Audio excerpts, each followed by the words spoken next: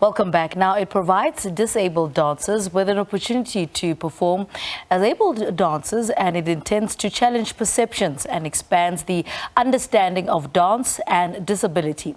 That's award-winning multidisciplinary Centre of Excellence, Sibikwa Arts Centre's International Inclusive Dance Festival for able-bodied and disabled dancers, titled Body Moves. The festival includes dancers and dance companies from Ireland, Flanders, Italy and the Netherlands. Now, to tell us more, we're joined on Zoom by Caryn Green, who is the CEO of Sibikwa Arts Centre. Caryn, a very good morning to you. A warm welcome to Morning Live. I mean, before we get into the current festival, you're currently hosting at the moment. Speak to us about the 5th Shuguma Mzansi. Tell us more about that. Morning, and thank you for having me.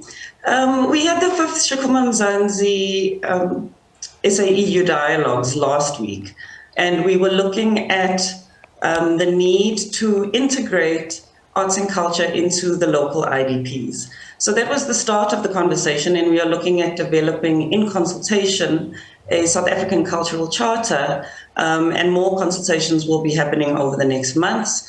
So I would invite everybody interested in that conversation to follow us on our social media platforms, Sibikwa Arts Centre, for more information and participation around the development of that charter. Mm-hmm. What are some of the key issues or themes that came out of these dialogues? What was important was that there was a clear understanding that arts and culture doesn't exist only within the ambit of the Department of Sports, Arts and Culture.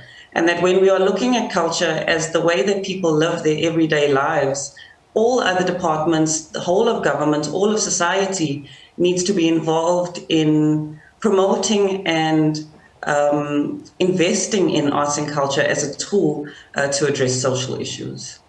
All right, let's get into Body Moves now. What is the inspiration behind Body Moves and what is it? So Sibikwa has always been an organization that has focused on providing a platform for marginalized voices and for advancing society using arts and culture. And the Body Moves Festival is one example of this, looking at disability, and which is often quite a difficult and sensitive subject to address, and often leaving disabled people feeling misunderstood or excluded from society.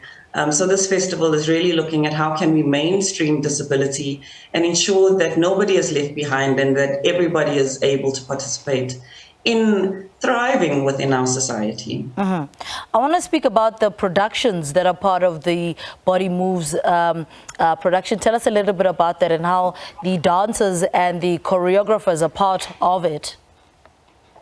So there are a couple of disabilities that will be expressed through this festival. So we've got dancers that have different disabilities. But what's been exciting about this festival is that various abled and disabled bodies have been collaborating. So we've seen collaborations between South African companies and companies from the EU. The festival will also be the debut for some of the solo dancers. And it's really just a very exciting and encouraging way to promote cultural exchange and collaboration across borders. All right, now speak to us about the countries, some of the countries that are part of this and how they became part of this. I mean, you just touched a little bit on the European countries that are part of this. How did that collaboration come about? So the countries that are from Europe that are participating in this festival have been partners with Sibikwa for quite an extended amount of time. So some of them were partners on the SAEU dialogues also, and others that we have brought on board for this festival. But I think that all of the embassies that are contributing and supporting this festival are interested in engaging the South African community in terms of what is their responsibility to advance arts, culture, and different conversations on the continent. And we are seeing some of the perceptions and some of the language and conversation shifting in relationship to the position of EU countries and South Africa, and the relationship between EU countries and African countries, and just an understanding of where the expertise, where the knowledge is sitting, and how we are sharing and collaborating and learning from each other. We do also have Tebandeka Joseph, who is from Uganda. So it really is a continental and an international dance festival. Now, you had disability workshops, dance and disability workshops. What were some of the subjects that were covered in those workshops, and how do you ensure that we keep that conversation alive? So some of the topics that were kind of covered in the workshops were looking at how do we connect with each other, how do we communicate with each other when our languages and our bodies are different, how do we learn from each other, how do we take and adopt some of the dance styles from other countries, and how do we share our cultures through that, and how do we build a more inclusive society that celebrates diversity as opposed to denigrating difference. You've also got some activities lined up for this week. Tell us a little bit about that. So this afternoon is day one of the festival, so we'll see all the performances. We will also, following the performances, have a participatory workshop looking at disability and citizenship and exploring the idea of dance as a tool to negotiate citizenship and ideas of place. And it's really going to be about visioning an inclusive future within and as led by the arts and culture sector, and allowing all people to have an input and a say in how we develop our country and our world moving forward through arts and culture. And I mean, Sibikwa Arts Centre has been around for years now. What do you attribute its success to? I mean, I think it's one of the longest running dance companies in this country, if I'm not mistaken. What do you keep the staying power to? I mean, apart from Mefilisi, you know, as well, running things there, but what do you attribute the success to?